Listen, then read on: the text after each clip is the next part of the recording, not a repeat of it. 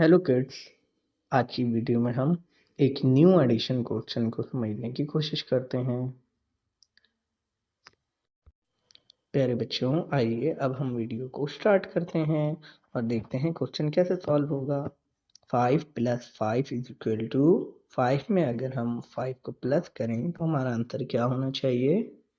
आइए अब इसको सॉल्व करते हैं जिस तरह हम कॉपी में सॉल्व करेंगे। पहले हम 5 की वैल्यू लिखेंगे और उसके सेम नीचे दोबारा 5 की वैल्यू लिख लेंगे क्योंकि हमने 5 में से 5 को ही प्लस करना है। 5 + 5 सॉल्व करने के लिए हम पहले 5 लाइन ड्रॉ करेंगे, नहीं तो 5 टाइम 1 लिखेंगे।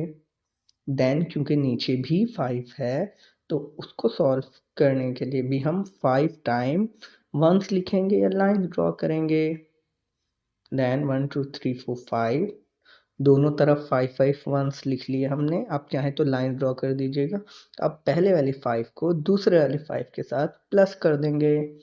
आपस में जब हम इन्हें प्लस करेंगे तो हमारी वैल्यू आएगी 10।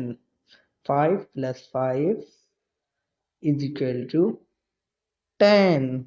This is the correct answer.